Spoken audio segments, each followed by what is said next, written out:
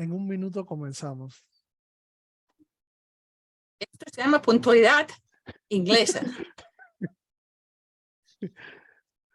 Primero haré una presentación formal y después puede usted comenzar la presentación. Y hoy es 11 o 12 entonces. 12. ¿Ves? Es que ves cómo yo sabía que algo no estaba bien aquí.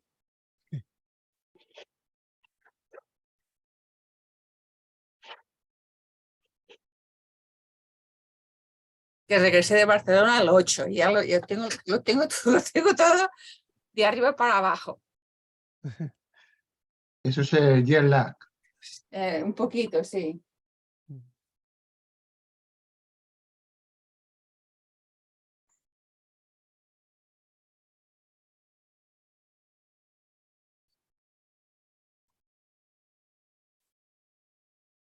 Y tenéis todos unos edificios, unas oficinas o despachos muy limpios, en contraste con el mío. Muy blancos, muy blancos. Eso es porque bueno, he apartado un poquito hacia un lado. Sí, exacto, hemos hecho trampa, Esther. Vale. Y Bueno, si desplazamos no cuela, ¿eh? comenzamos. Entonces, pues nada, pues muchas gracias por participar en estas sesiones educacionales de sarcoma. Esta es la 19ª sesión y ya llevamos haciendo varias sesiones de diferentes órganos de sarcomas y hoy toca la parte de sarcomas ginecológicos. Como empezamos el año, yo primero que todo quisiera dar las gracias a varias personas y asociaciones que permiten que se mantengan estas sesiones. Primero al proyecto Imperas y a la investigadora principal Cleo por mantener la ilusión de este proyecto. A Aida y a Tamara, que son las chicas que hacen la divulgación en las redes sociales, que yo creo que es muy importante para participar en estas sesiones, al doctor Pascual por brindarnos el Zoom gratis de la Sociedad Española de la Comunidad Valenciana y poder participar, a todos los participantes que se conectan y un agradecimiento especial a la doctora Silvia Bagué, porque realmente es la que me ha puesto en contacto con todos los ponentes que van a participar hoy y ya sabe Silvia que la estimo y aprecio mucho tanto en lo personal como en lo profesional. El profesor John Barr, bueno, está por aquí, sí, me comentó que sí, está por aquí. Y bueno, pasando ya a la presentación, hoy tenemos 4 ponentes y la primera ponente es la doctora Esther Oliva, que como todos conocemos es patóloga del Massachusetts General Hospital, profesor de Harvard Medical School en Boston y una experta internacional bastante reconocida en sarcoma ginecológico y en toda la patología ginecológica en general. Esther, muchas gracias por tu tiempo y por presentarnos un caso que seguro que será de gran interés para todos. Cuando quieras. Muchísimas gracias, Isidro, por la introducción y además por invitarme a participar en este con otros patólogos, algunos de los cuales conozco y somos amigos, como Irma y Silvia, y aún nos encontramos para tomar un café o para hacer un chocolate con churros, que es la parte más importante de la vida. Bueno, yo voy a hablaros un poco del espectro de lesiones mixoides uterinas, que es una parte que es bastante complicada, y vamos a empezar con un caso que es el de una mujer de 88 años que tiene una historia de 6 meses de evolución de dolor pélvico y hábitos intestinales alterados. Se le hace un escáner y se demuestra una masa de 12 centímetros que se origina en la pared posterior del útero y, como siempre, la cuestión es esto un leiomioma con cambios degenerativos, ¿no? Ella se la interviene, tiene una histerectomía radical con salpingectomía bilateral y además se le encuentra en la exploración un nódulo rectal que también se extirpa. Esta es la macroscopía del tumor, era el tumor a largo, como se había visto radiológicamente, y no se puede ver aquí el corte, pero es blanquecino y un poco gelatinoso y tiene esta apariencia polipoide. Además, la paciente después de la cirugía recibe radiación. Y aquí esta es la apariencia microscópica del tumor, que tiene, como podéis ver, un borde un tanto irregular con el miometrio adyacente. En esta fotografía el tumor es hipocelular y mixoide. Y aquí podéis ver dos zonas bien distintas del tumor. Una, como habíamos visto anteriormente, hipocelular con las células más bien elongadas y con un fondo mixoide prominente. Y esto pues alterna con otras áreas que son hipercelulares, donde las células ahora son un poco más redondas, epiteliales o epitelioides en apariencia y con una atipia más pronunciada, al menos en mi opinión. En otras áreas el tumor tiene una apariencia, como se puede ver aquí, un poco más vagamente fasciculada, ¿no? Y también otra vez alternando áreas un poco mixoides con áreas menos mixoides, y las células aquí se ven un poco más fusocelulares. Aquí es mayor aumento, se ve la tipia nuclear del tumor, que como dije no es homogénea en todo el tumor. Y el diagnóstico que se ofreció inicialmente es lo que veis aquí, es un tumor con un patrón infiltrante, es mixoide, tiene mitosis y necrosis. Se le hace un estudio inmunohistoquímico que demuestra que las células son positivas para desmina de forma parcial pero fuerte, CD10 de forma difusa y también fuerte, PLAG1 que es también difuso y fuerte, tiene una positividad más que menos para BCOR, pero es no es fuerte, es débil. Y tiene también una tinción difusa y moderada para el MDM2 y parcial para la citrina D1. Es negativo para actina de músculo liso, S100, caldesmina, ALK y ROS. Y el diagnóstico, como podéis ver aquí, se llama un leiomiosarcoma mixoide de grado 2-3 y con un reporte de extensión extrauterina. Pero como yo estoy interesada en estos tumores, pues le dije al que lo había firmado, digo, a mí no me gusta para leiomiosarcoma mixoide, ¿por qué no lo mandamos a estudiar, no? Y entonces hicimos estudios moleculares y no había reordenamiento de PLAG1, que no es que se vea siempre, pero se ve en un porcentaje de leiomiosarcomas mixoides, pero el tumor tenía amplificación de GLI1, tenía amplificación de MDM2 y tenía amplificación de CD4. Y por lo tanto, el tumor ahora lo diagnostico como un sarcoma uterino con GLI1 amplificado con GLI1. Y este es un tumor de los 4 que forma parte de un artículo que recientemente hemos publicado con Peter Argani y con Cristina Antonescu, de 4 tumores, 2 que pertenecían al tracto genitourinario y 2 al tracto genital con estas alteraciones.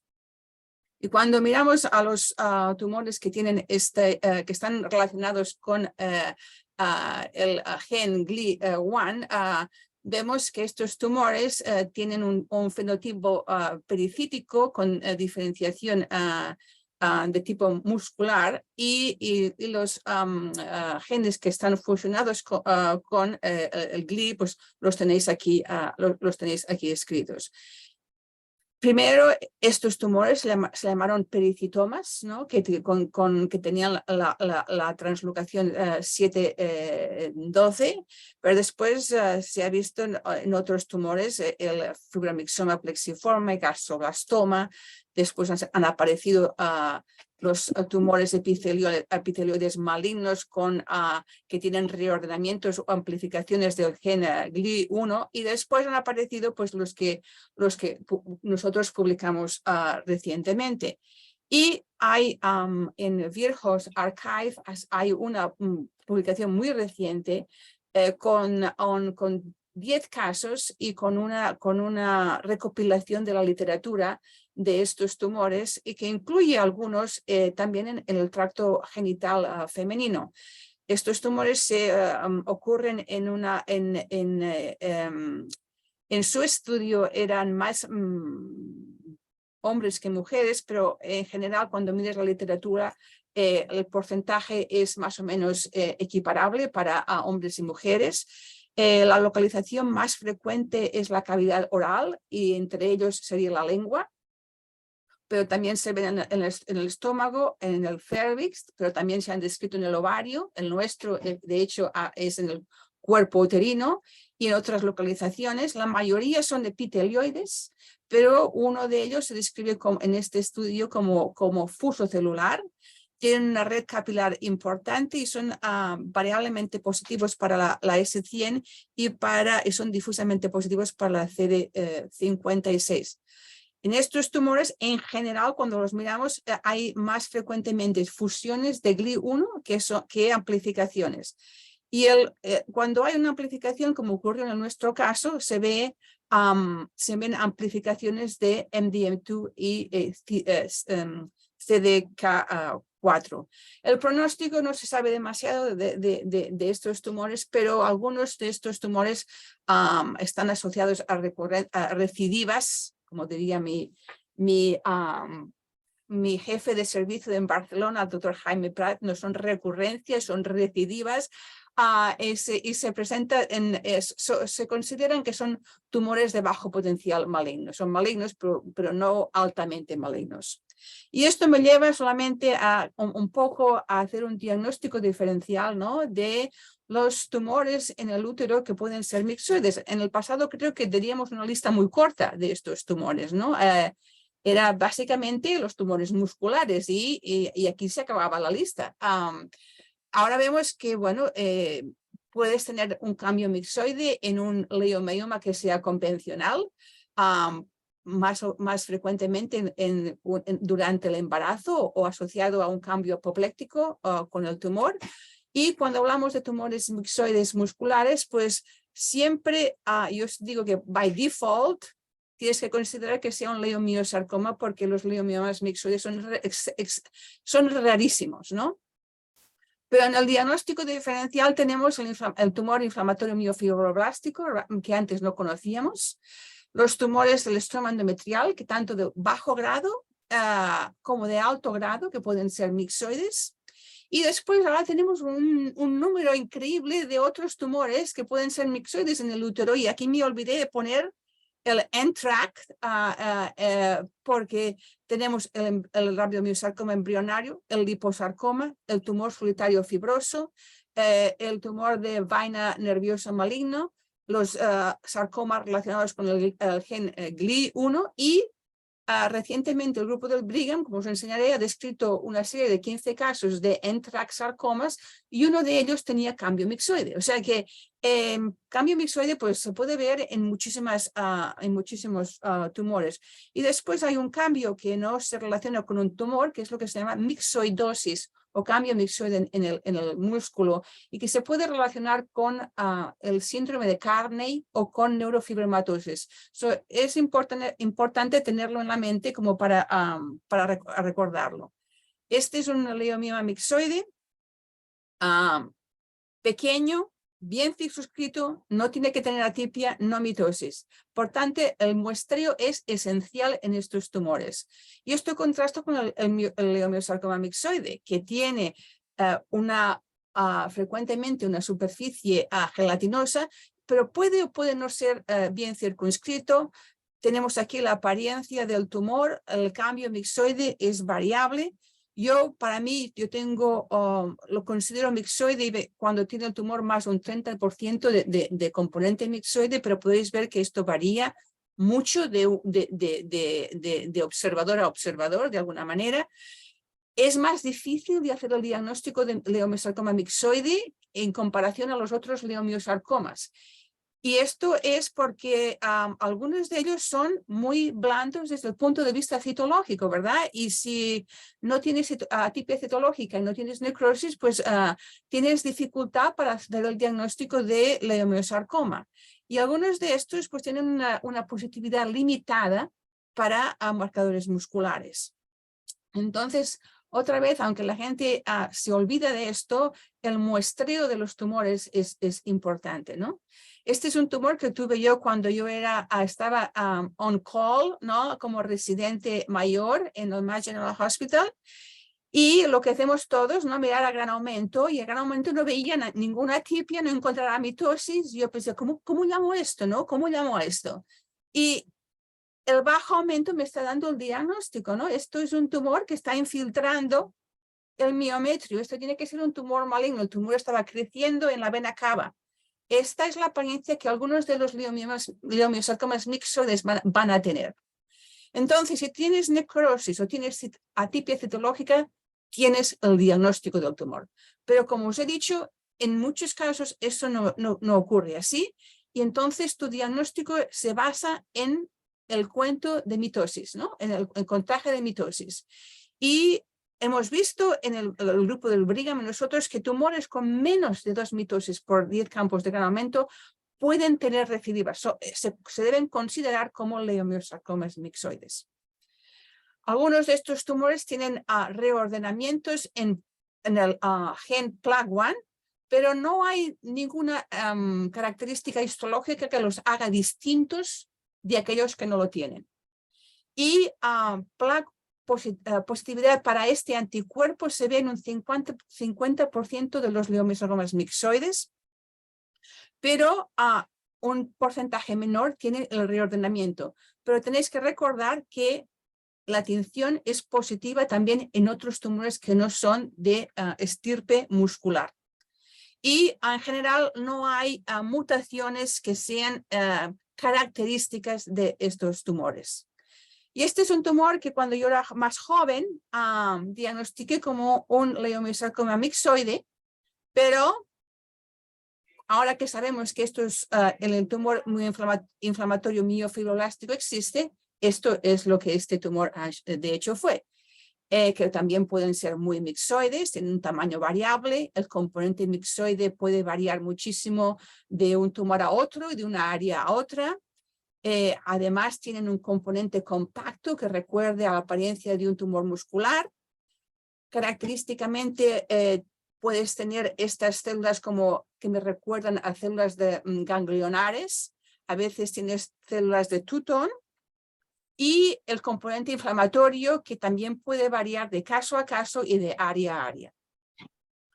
Estas son áreas que son compactas y quiero, ¿cómo se dice eso en castellano? Highlight, ¿no? Enfatizar, que tienen una apariencia que recuerda muchísimo a un tumor de músculo liso, ¿no? Así que uno tiene que mirar en todas partes, ¿no? Para poder pensar en un tumor miofibroblástico inflamatorio. Esta es una recidiva y tiene una apariencia idéntica a un leiomioma. Esto lo tuvo un colega mío que era de partes blandas, ¿no? Y lo quería llamar leiomioma, ¿verdad? Entonces miró la historia de la paciente, tenía un IMT en el útero, me lo enseñó a mí y le dije, hazle un ALK, porque esto tiene que ser el mismo tumor. Le hicieron el ALK era positivo y los dos tumores en el útero y afuera tienen el mismo reordenamiento. O sea que hay que pensar en la entidad, si no te olvidas de ella, ¿no? Son positivos para marcadores musculares, aldesmina y caldesmina, Por tanto, hay que hacer un ALK o un ROS, ¿no? La mayoría van a ser ALK positivos, la mayoría. Yo solamente he visto uno que sea ROS positivo. Así que hay que siempre pensar en ello, especialmente si el tumor tiene un componente mixoide y un componente inflamatorio, ¿ok? Y mirar la historia clínica si estamos hablando de un tumor nuevo que podría ser una recidiva de estos tumores. Leomiosarcomas mixoides pueden tener amplificaciones, pero no reordenamientos en ALK. Y muchos de estos tumores en el pasado se habían llamado tumores de músculo liso de una, ¿cómo os digo? De bajo grado o de potencial incierto, ¿no? Muchos de estos. Se ha intentado separar el tumor muscular antes, no solamente utilizando ALK, pero P16 y la P53, ¿no? La P53 es buena porque todos los tumores inflamatorios miofibroblásticos son wild type, pero la P16 no, porque tienen expresión variable de P16 estos tumores. Lo que es muy interesante es que cuando pierden la expresión de P16 son malignos. Eso es muy interesante. Y se asocian con CDKN2, ¿cómo se dice en el castellano? Deletions. Perdonad chicos, pero el castellano está un poco rústico. Pero aquí veis la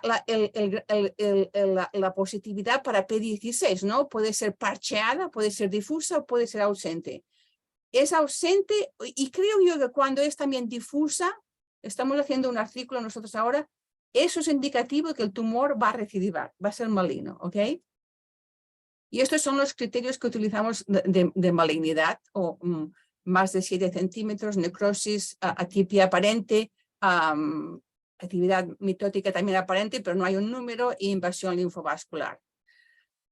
Y pasamos en los 3 minutos que me quedan a hablar de otros tumores que pueden ser mixoides. El tercero, que también se ha confundido en el pasado con un leomiosarcoma mixoide, son estos nuevos sarcomas del estroma endometrial de alto grado que tienen alteraciones en BCOR, ¿no? Estos son mixoides, o sea, en la apariencia macroscópica pueden ser gelatinosos. Ya veis aquí la apariencia infiltrativa del tumor y, por lo tanto, también tienen un comportamiento más agresivo que los sarcomas del estroma endometrial de bajo grado. Aquí está la apariencia microscópica y, como podéis ver, un porcentaje de estos tumores en el pasado se llamaron leomiosarcomas mixoides porque no teníamos otro nombre que ponerles, ¿no? Estas son otras áreas donde ves estas placas hialinas más características que se pueden ver en estos tumores. Y esto es una variante que son los que tienen BCOR ITD, que además del componente fuso celular, tienen un componente epitelioide. El perfil inmunohistoquímico es distinto al que se ve en los de bajo grado, en el sentido que van a ser positivos de forma difusa para la ciclina D1, como veis aquí, y tienen positividad variable para el BCOR, con también positividad variable para CD10, estrógenos y progesterona. Pero si tenéis un tumor que es mixoide, es fusocelular, es negativo para BCOR y para marcadores musculares, hacerles una ciclina D1 y si es difusa, llevarlo para estudios moleculares para mirar BCOR BCOR. Este es, por ejemplo, un sarcoma, leomiosarcoma mixoide que tiene un reordenamiento del PLAG1, pero además tiene BCOR positivity, ¿verdad? Entonces, no vale hacer una tinción. Hay que hacer un grupo de tinciones que nos van a ayudar en separar los dos, ¿no? Esto es FISH que te muestra la fusión, y esto no es único de estos tumores, se encuentran también en tumores de partes blandas, como podéis ver aquí, ¿no? Y lo mismo pasa con los BCOR ITD, se ven en otros tumores de células redondas pequeñas, ¿no? Que se pueden ver en el sistema nervioso central y también en partes blandas. Y estos tumores también tienen amplificación de M2 y CDKN2 que se pueden utilizar como opciones terapéuticas. BCOR-L1, sarcomas endometriales. Este es una diapositiva en la cual intento poner todas las distinciones de inmunohistoquímica y los marcadores moleculares que podemos utilizar, ¿no? Para separar estos 3 grandes grupos de tumores mixoides mesenquimales que tenemos en el útero y que ya os he explicado. Y solamente 2 palabras para enseñaros un sarcoma de estroma endometrial con mixoide. ¿Por qué es importante reconocerlo? Porque se puede asociar con un sarcoma del estroma endometrial de alto grado que tiene la translocación 10-17. Los entraxarcomas, esta es la visión típica, pero pueden ser mixoides. Esto es un tumor solitario fibroso en el útero, puede ser mixoide. Un liposarcoma puede ser mixoide en el útero. Estas son mis conclusiones y puedo compartir las diapositivas. Estoy encantada de poderlas compartir. Te las puedo enviar por PDF y así no digo demasiado, pero hay que siempre pensar en no leiomyosarcoma mixoide, ¿qué otra cosa podría ser, verdad? ¿Qué otra cosa? Y hacer un perfil inmunohistoquímico, no utilizar un solo anticuerpo, pero usar un panel de anticuerpos. Y el muestreo es importante, ¿no? Y mirar otras áreas que pueden ser, que te van a ayudar a hacer el diagnóstico del tumor. Y con esto me despido. Esto es mi querido hospital en Barcelona, donde pasé horas muy buenas, ¿no? otras no tan buenas, pero del cual tengo muy buen recuerdo. Y este es el Massachusetts General Hospital, que no tiene nada que ver con el Hospital de la Santa Cruz de San Pau, pero que también me ha ayudado mucho a crecer como patólogo. Muchísimas gracias. Muchísimas gracias a la doctora Esther Oliva por la magnífica presentación. La verdad que muy interesante. Y yo tenía una pregunta. Correcto. Me ponen las preguntas. No hay problema. No, Las tenía aquí. no worry. No se preocupe. Con respecto a la P16, que es un anticuerpo que ya sé que le gusta mucho a los patólogos ginecológicos, hay un trabajo reciente de la doctora Bridget que ha descrito que en los tumores con amplificación GLI o alteraciones del GLI puede haber hiperexpresión o sobreexpresión de la P16. Y eso podría ser interesante en la lista de anticuerpos porque podría traer confusión en este sentido. Nada, simplemente quería preguntar si los casos esos suyos de GLI en el tracto ginecológico, alguno fue P16. No, creo que no, a ninguno de ellos le hizo el GLI-1 a Isidro. Y en la serie esta que tiene aquí de este individuo, tampoco le hizo no le hizo tampoco el P16. P16. No. Vale. Nada. ¿Alguna pregunta, profesor John Barr? Esther, mi felicitación por tu magnífica presentación. Encantada de verle. Encantado de verte también. Oye, mi cuestión es la siguiente. estamos modificando toda la semántica, toda la nomenclatura diagnóstica y creando situaciones de mayor confusión a las ya múltiples existentes. Hemos Sí. de hablar de tumores con expresión o dominante. ¿Son los genes que produce el tumor driver genes o son acompañantes? En cuyo caso es el gene alterado el que produce el tumor o simplemente está en el tumor. Porque claro, no es lo mismo. Entiendo, Y, sí. y creamos mayor confusión porque si no vamos a tener que hablar de tumores entraxarcomas, glisarcomas, alsarcomas, etcétera, etcétera. Eso va a crear una mayor confusión en los clínicos, pero además en muchos laboratorios no se puede hacer estos diagnósticos. Estoy de acuerdo. Estoy de acuerdo contigo, en este sentido. Lo único, el problema, yo creo que lo importante es saber, como dices tú, cuál es el gen que es el driver de ese tumor, ¿no? Porque para poder tratarlo, ¿no?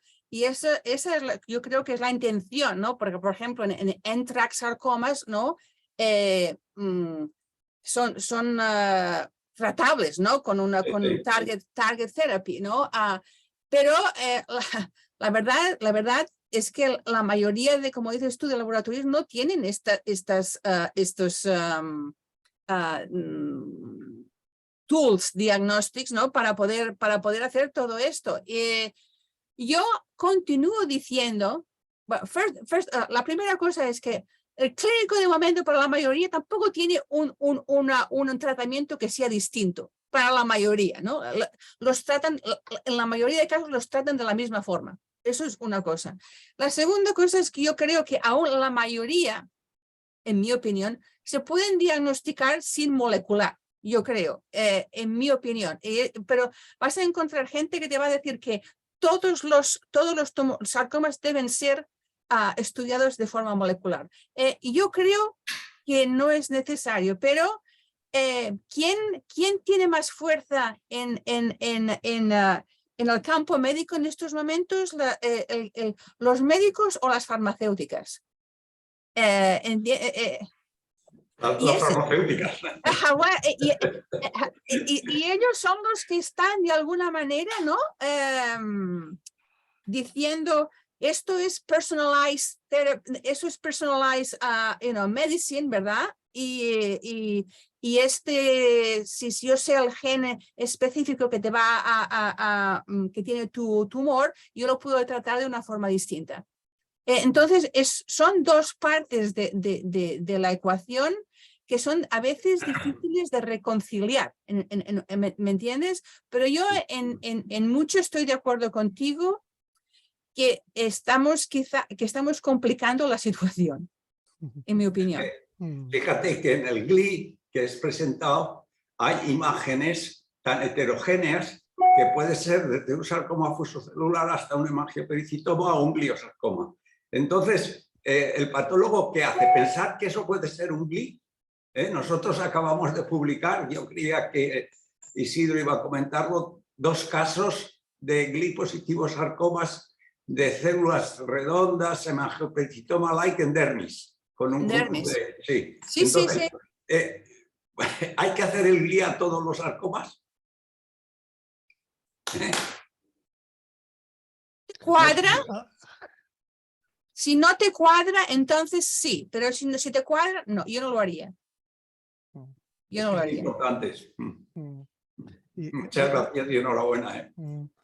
Estoy de verdad que encantada de haberte visto. Igualmente. Te veo muy bien a pesar del COVID. Bueno, he estado fatal, ¿eh? He estado con shortness of breath, no podía hablar, no podía... hoy me voy a hacer una prueba pulmonar. Bueno, chica. Pero sí, estuve mal. Pero Estuve mal. no te ha afectado el cerebro por lo que veo. Esther, yo tenía otra pregunta. Me da la sensación que los leiomiosarcomas uterinos que ya sabemos que muchos de estos casos, MECOR, GLI, etcétera, etcétera, etcétera, antes se llamaban leiomiosarcomas y punto porque tenían 2 o más marcadores musculares y ahora se ha reclasificado y se ha visto que un porcentaje no despreciable no son leiomiosarcomas, son otros tumores. Sin embargo, en partes blandas no uterinas, los leiomiosarcomas de partes blandas, es curioso que siguen siendo leiomiosarcomas, o sea, que no pasan a ser otras entidades. ¿Qué apreciación tú tienes de eso? Bueno, yo es que creo que los leiomiosarcomas en el útero son distintos de los leiomiosarcomas para empezar en partes blandas, ¿no? Ya desde el punto de vista de cómo los diagnosticas, ¿no? Yo no, de partes blandas no sé mucho, pero te diré que mis colegas llamarían muchísimas cosas leiomiosarcomas que nosotros llamamos tumores benignos de músculo liso en el útero, ¿entiendes? Esto ya para empezar, ¿no?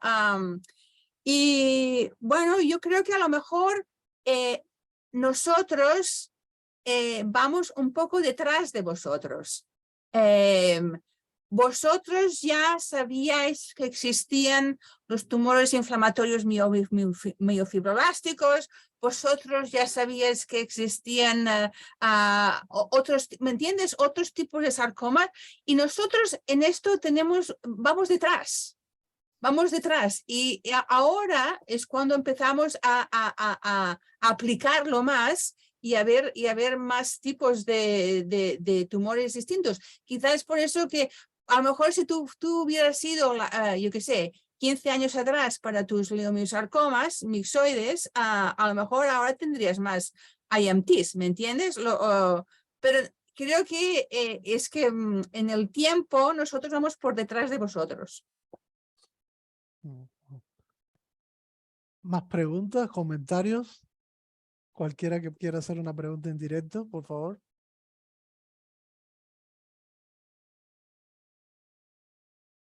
¿No?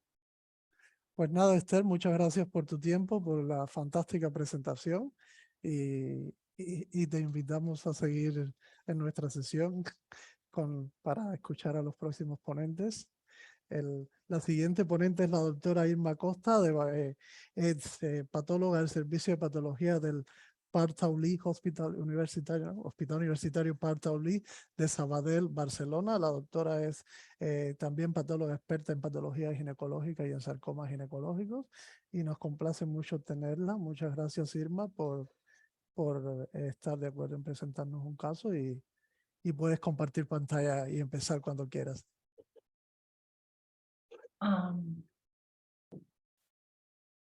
¿Lo estoy compartiendo bien? Sí, Irma. Perfecto. Sí, perfecto. Bueno, pues ante todo, muchísimas gracias. Buenas tardes a todo el mundo. Gracias, doctor Machado, por permitirme participar en esta sesión tan interesante. Como veis, he cambiado el título oficial por uno un poco más personal, que lo que quiere es expresar lo que siento algunas veces cuando me enfrento a un tumor mesenquimal de tracto ginecológico. Necesito ayuda y concretamente, como veréis en este caso, para el manejo de este tumor, pues se ha requerido y he requerido ayuda de muchos colegas. Bueno, yo había preparado la sesión en inglés. Siento que habrá esta discordancia entre las diapos y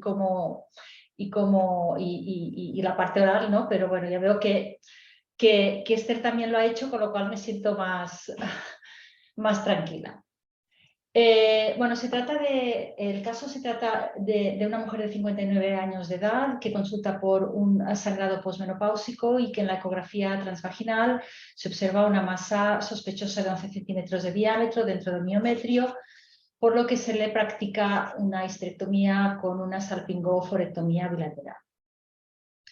El estudio macroscópico pues objetivó un gran tumor intramiometrial de color amarillento, de aspecto elástico, con unos márgenes en algunas áreas poco definido, con un área de aspecto necrótico y con un aspecto lobulado, brillante, llamativo.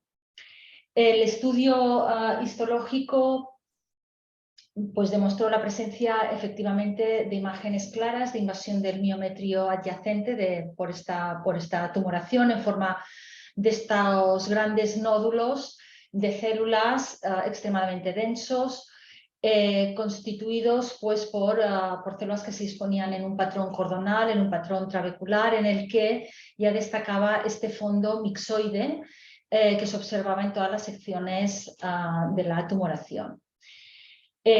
Las células eran de un tamaño pequeño, mediano, y se disponían en áreas pues, así como en nidos irregulares, siempre con esta matriz mixoide de fondo, y en otras alrededor de estructuras vasculares, algunas de tipo capilar, algunas de tipo arteriolar, presentando pues, núcleos vesiculares con nucleolo, escaso citoplasma eosinófilo y algunas figuras de mitosis de hasta 4 porticampos de gran aumento. Se evidenciaron imágenes de invasión vascular y se constató y se confirmó la presencia de necrosis tumoral. Yo no sé, igual tengo que hacer esto más pequeño, ¿no? Así, vale. Bueno, estas serían las características histológicas de esta neoplasia. Pues parecía un tumor uterino con características morfológicas de malignidad, con márgenes invasivos, con invasión vascular, con necrosis tumoral, con un patrón trabecular bastante uniforme de células epitelioides con una moderada tipez citológica y en la que era llamativo el fondo mixoide. Si quieres puedes pasar la primera multiple choice questions. Voy. Sí. Bueno, desde el punto de vista patológico, ¿cuál de estas entidades sería la que más os cuadraría, ¿no? Un leiomiosarcoma epitelioide, un sarcoma del estroma endometrial de bajo grado, uno de alto grado, un pecoma, o todos ellos son una opción. Vamos a esperar 2 o 3 segunditos para cuando haya votado más o menos la mitad, podemos... Cuando tú quieras, sí, me dices. Bien. ¿Finalizo? Sí, Voy a sí, finalizar, perdón. Sí. voy a finalizar y voy a compartir los resultados. Vale. Esos son Vale, los resultados. perfecto. Sí, sí. Bueno, son preguntas bastante filosóficas, o sea que, bueno, efectivamente, de acuerdo pues, a la clasificación de la OMS de los tumores mesenquimales, tanto uterinos como del tracto ginecológico inferior, se podía realizar una primera aproximación histológica en base al patrón predominante que presentaba la neoplasia, ¿no? En nuestro caso, el patrón predominante parecía ser epitelioide mixoide, y entonces el diagnóstico diferencial histológico que se realizó en aquel momento desde el punto de vista morfológico pues fue el de las entidades que habéis comentado, ¿no? Y que se han comentado en la pregunta, y que algunas de ellas ya Esther ha dado pues, mucha información, ¿no?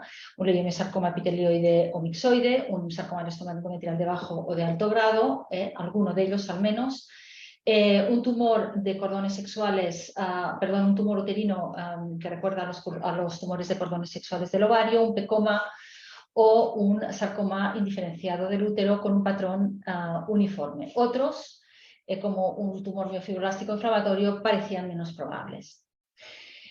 Aunque todos estos tumores tienen una presentación clínica similar, hay que recordar que el potencial maligno, el comportamiento biológico y las implicaciones clínicas que tienen son muy diferentes. El más frecuente de ellos es el leiomiosarcoma uterino, que aún así representa solo del 1 al 2% de las neoplasias malignas del útero, y que dentro de las variantes que se reconocen, la convencional epitelioide o la mixoide, probablemente la forma mixoide sería la que nos plantearía más diagnóstico diferencial en nuestro caso. Las tres tienen unos criterios diagnósticos muy bien establecidos por la OMS, y son tumores que se caracterizan, como ya se ha comentado previamente, por expresión de marcadores musculares, el más específico la Echecka-Lesmon, y que aunque esta expresión pues, puede ser difusa y extensa, a veces puede ser focal y débil. La expresión de receptores hormonales y de marcadores epiteliales puede ser muy variable y se caracteriza con gran frecuencia por la presencia de sobreexpresión de la proteína P53. Aunque hasta el momento no se han descrito anomalías moleculares clínicamente relevantes, sí, y tal como también ha comentado antes Esther, pues se han detectado en algunos tipos epitelioides y mixoides fusiones de los genes PGR y, del gen del gen PLAC1. Y el estudio, la detección de estos reordenamientos puede ser útil para distinguir y para diferenciar algunos de estas variantes epitelioides y mixoides del leiomyosarcoma de otros tumores mesenquimales mixoides. El leiomyosarcoma es un tumor de mal pronóstico. El sarcoma del estroma endometrial de bajo grado se define por ser un sarcoma que en el estudio histológico recuerda el estroma endometrial de la fase proliferativa. Macroscópicamente puede aparecer como una lesión mural o de crecimiento intracavitario, nodular, con márgenes pues así un poco nodulares, mal delimitados, a veces con un crecimiento muy difuso, incluso en forma como aquí pues de gusano, ¿no? De crecimiento, que incluso en el que incluso se puede observar invasión vascular macroscópica.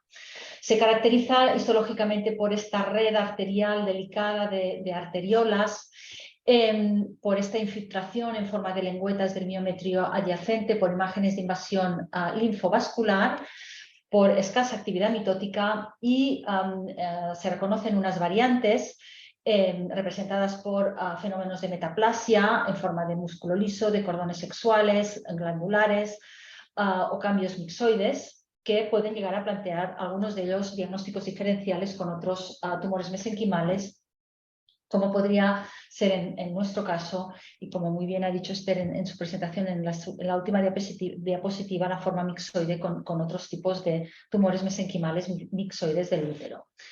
Bueno, estos tumores se caracterizan por una expresión difusa y extensa de CD10, de receptores hormonales, y pueden presentar inmunoreactividad para marcadores de músculo liso y de cordones sexuales cuando estos elementos están presentes. También ya se ha comentado que el 70% de estos sarcomas del estroma endometrial de bajo grado presentan estos reordenamientos driver. El más frecuente es el JAS-AF1-SUS12, pero existen otros. Y de nuevo la detección de estos reordenamientos puede ser útil para el diagnóstico definitivo, sobre todo en casos de sarcomas del estroma endometrial de bajo grado con algunas de estas variantes pues, que pueden despistar un poco más. El sarcoma endometrial de alto grado pues, está constituido por células fusocelulares redondas de alto grado. Normalmente se diagnostican ya con enfermedad extrauterina, con un aspecto macroscópico de agresividad evidente y actualmente se reconocen dos categorías principales, unas relacionadas con reordenamiento de estos dos genes, el YHWAE y el NUT-M2AB, y una segunda categoría que se caracteriza por alteraciones del gen BECOR. También últimamente pues, ya se ha descrito una tercera con alteraciones del gen BECOR L1. El pronóstico es pobre, intermedio entre un sarcoma del estroma endometrial de bajo grado y un sarcoma indiferenciado. El primero se caracteriza por un crecimiento difuso de células redondas, con atipia, con necrosis, con invasión linfovascular, con una expresión inmunofenotípica pues que se caracteriza por positividad intensa y difusa para ciclina D1 y para BECOR, y que a veces puede asociarse con un componente de bajo grado, normalmente de tipo convencional o fibromixoide, que podría plantear el diagnóstico diferencial con nuestro caso, y en este componente pues, con un inmunofenotipo característico de estas zonas.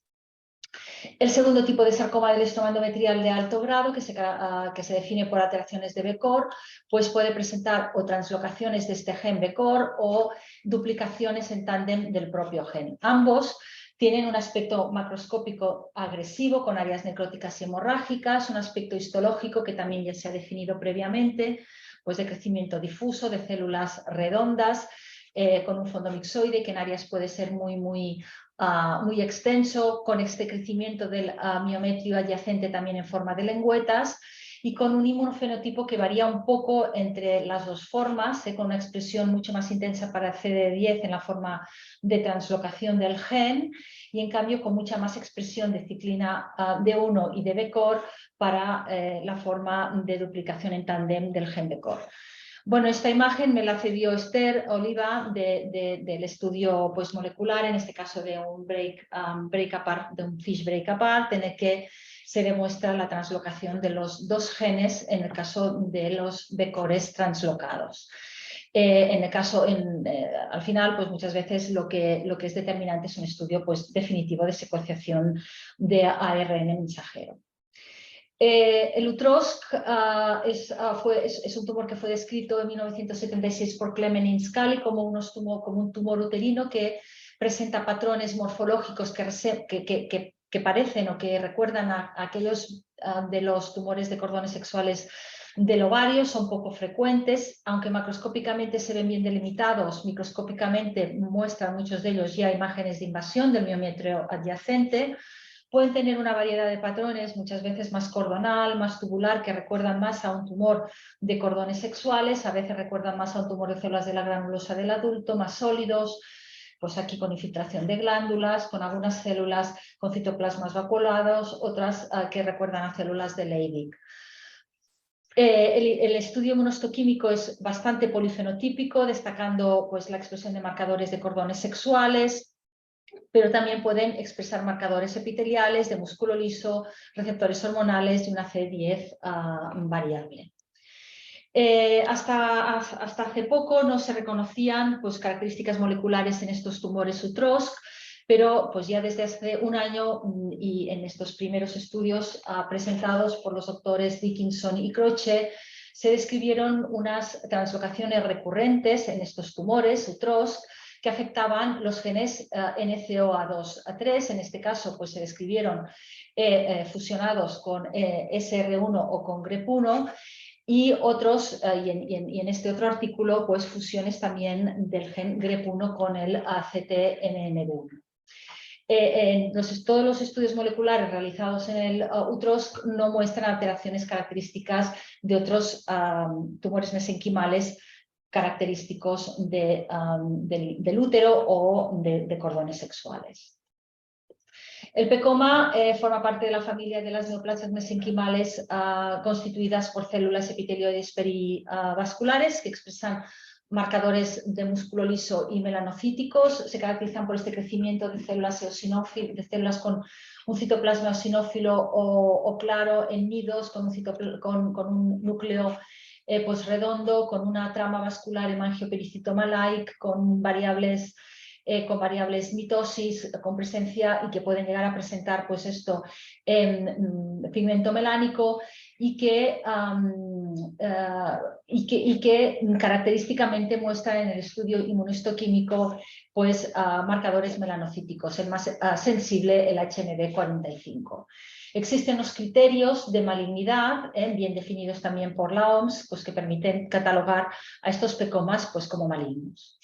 Se reconocen dos tipos hoy día de PEComas según las características moleculares, unos asociados a mutaciones de los genes de la esclerosis tuberosa y otros asociados a reordenamientos del gen TCE3 con significación predictiva. El sarcoma del indiferenciado uterino es un diagnóstico de exclusión que se hace en sarcomas uterinos cuando no se puede determinar una diferenciación a una línea celular específica.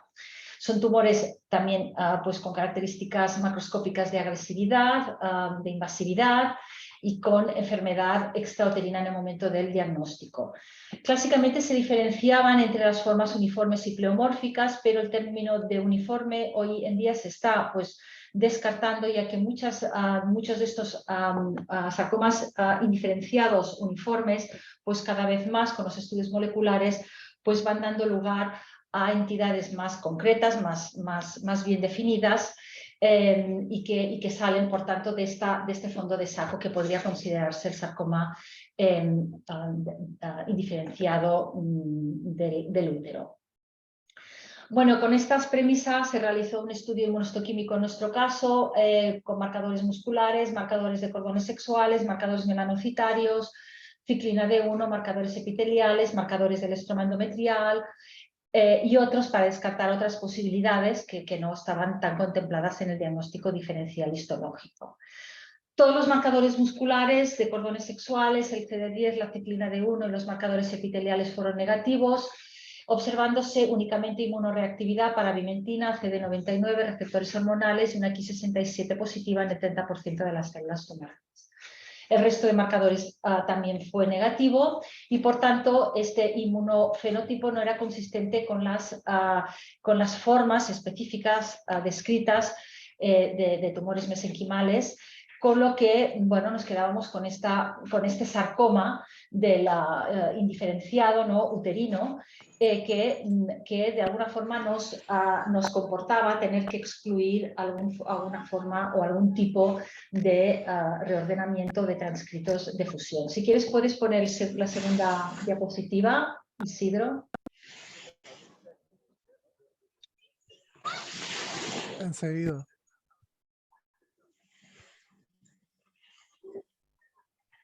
¿Ya está? Se puede votar. Sí. ¿Cuál sería vuestro paso siguiente, ¿no? ¿Hacer un diagnóstico simplemente de sarcoma uterino indiferenciado? ¿Sugerir otro tipo de diagnóstico? ¿Extender la inmunohistoquímica a otros marcadores para descartar otras entidades? ¿Realizar un estudio molecular? ¿O compartir el caso, por ejemplo, con otros patólogos expertos o con un centro de referencia? Aquí voy a esperar un poquito porque es interesante entre el 4 y el 5.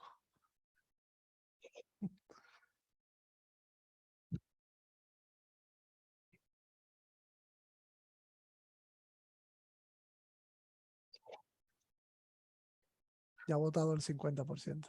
Vale, pues si Voy quieres. a compartir. Estos son los resultados. Bueno, muy bien.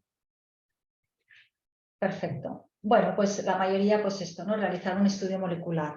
Esto está muy bien si este fue el diagnóstico que nosotros hicimos con lo que teníamos hasta aquel momento, ¿no? De un sarcoma uterino, probablemente indiferenciado, o menos en aquel momento no podíamos decir nada más, con estas características pues de malignidad o morfológicas o de agresividad y en un estadio PT2A. Nosotros en aquel momento no disponíamos pues de la posibilidad de hacer más estudios moleculares y optamos por la quinta opción.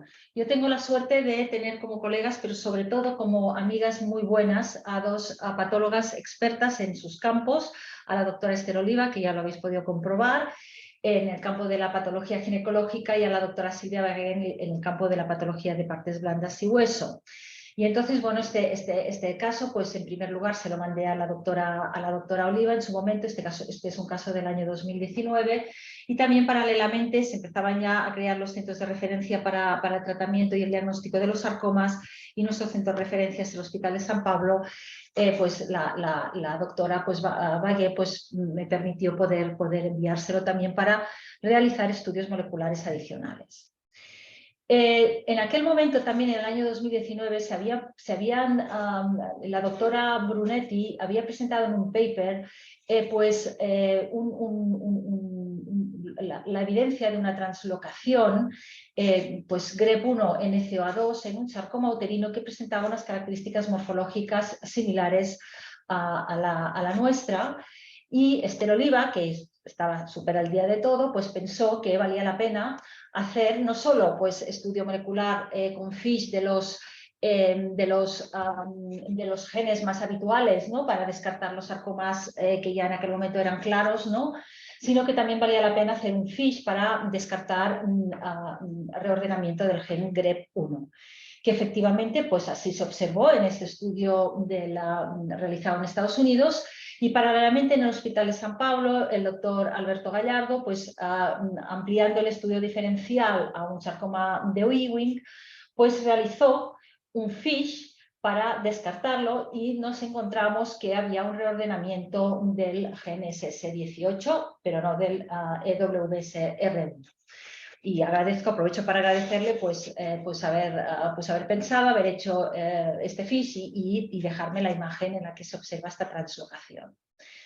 También allí se realizó un estudio de NGS para confirmar pues, si existía realmente la translocación, evidenciándose este transcrito de fusión entre los dos genes que se habían observado translocados en los estudios de FISH en Estados Unidos y aquí en Barcelona. Por tanto, el diagnóstico final fue el de sarcoma uterino en aquel momento con características epitelioides y mixoides que eran portador de un reordenamiento del gen GREP1. Bien, un estudio también presentado al cabo de poco, muy interesante, en el que ya empezaba pues, a reunir más de un caso de estos sarcomas uterinos que mostraban estas translocaciones del gen GREP1 y que además se describía que presentaban algún tipo de diferenciación o que recordaban un poco por esta trabeculación y esta arquitectura cordonal a tumores de cordones sexuales, pues se recogieron estos 4 casos un poco con estas características, evidenciándose reordenamiento de GREP1 y en uno de ellos pues con el mismo partner que en nuestro caso. Pero además en este estudio pues se compararon estos tumores, estos sarcomas con esta translocación del gen GREP1 con UTROs claros desde el punto de vista morfológico, con diferenciación de cordones sexuales, claros en el estudio histológico, y vieron que estos pues eran portadores sobre todo de translocaciones del gen ESR1 con el gen NCOA3, igual que bueno, pues ya se había descrito previamente cuando se empezaron como se ha comentado anteriormente, las primeras fusiones en este grupo de tumores UTROs. Se corroboró en estos sarcomas GREP1 estas características morfológicas, algunas de ellas muy parecidas a nuestro caso, esta invasión en forma de lengüetas, este fondo mixoide, este crecimiento cordonal, y se observó que entre los GREP1, estos sarcomas con reordenamiento de GREP1, pues aunque había pues, en algún sitio pues esto, ¿no? Una cierta diferenciación que recordaba cordones sexuales, realmente la expresión de marcadores de cordones sexuales era débil o ausente, a diferencia de estos con translocación SR1 y que eran catalogados como UTROs, que pues existía realmente expresión de marcadores de cordones sexuales. Además, la evolución de estos pacientes era absolutamente diferente, mucho peor, con evolución a metástasis pulmonares en los sarcomas GREP1 y en cambio en los UTROs con reordenamientos del gen SR1, pues una buena evolución. Bueno, actualmente y con estudios posteriores y otras revisiones se cree que todos estos sarcomas o todos estos tumores que son portadores de reordenamientos del GREP1 probablemente forman parte de un espectro de enfermedades con una heterogeneidad significativa clínico-patológica y de agresividad biológica que exhiben diferentes grados de diferenciación a cordones sexuales y que estas diferencias tanto morfológicas como pues, clínico-patológicas se podrían correlacionar con diferentes tipos de fusión génica. Y realmente hoy en día pues, se cree que todos estos tumores probablemente forman parte del espectro de estos UTROs que muestran estas translocaciones recurrentes que afectan estos genes, el NCOA1, el NCOA2, el 3, el SR1, el GREP1 y el CTNB1, que forman genes de fusión entre ellos. Y se reconocen 2 tipos de UTROs actualmente. Unos en los que se reconocen reordenamientos del gen GREP1 y que pues, se asocian con un peor pronóstico, con mayor agresividad biológica, y los que se asocian con un reordenamiento del gen SR1. Estos realmente son los que, desde el punto de vista histológico, recuerdan más a los clásicos UTROs, con un aspecto de cordones sexuales, con áreas que recuerdan a tumores de células de la granulosa o tumores de células de Sertoli, con expresión de marcadores de cordones sexuales, a diferencia de estos GREP1 en que el aspecto morfológico es mucho más inespecífico y en que la diferenciación a cordones sexuales también no es tan evidente. Probablemente, si tuviéramos que volver a reubicar este caso nuestro, quizás lo podríamos ubicar dentro de estos UTROSC con reordenamiento del gen GREP1 después, pues al cabo de los años, ¿no? Y de todos estos conocimientos que los estudios moleculares nos han aportado. Esto es un tema pues, que no sé, que incluso me gustaría luego que la doctora Oliva nos dijera qué pensaba, qué piensa. Bueno, si quieres puedes pasar la tercera ya y la última y acabo. Voy.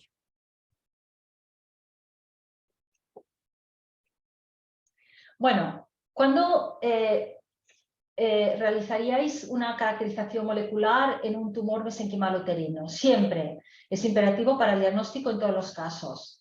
En todos los tumores no leiomiosarcomas. Es crucial cuando las técnicas rutinarias son insuficientes para establecer el diagnóstico. Cuando queremos descartar un biomarcador predictivo, y vamos a hablar sobre esto. Ya veis que son filosóficas, pero bueno, yo tampoco tengo la respuesta, o sea que... O sea, hay algunas que sí que me parece que no, pero sí que es cierto que... La última pudiera ser muy interesante Sí, la para última. seguir la charla. Exacto. A ver, el 42. Vamos a esperar hasta el 50. Sí.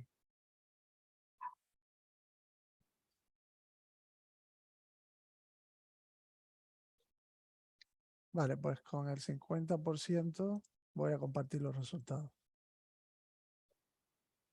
Muy bien, bueno, está bien, ¿no? Cuando realmente no podemos acabar de establecer un diagnóstico, pues es cierto que vale la pena, ¿no? Como siempre, esto dependerá mucho también de la disponibilidad que tenemos para realizar estas pruebas. Yo, como he dicho, he tenido la suerte de poderlo compartir, porque si no me habría quedado probablemente en un sarcoma uterino indiferenciado con un patrón más uniforme.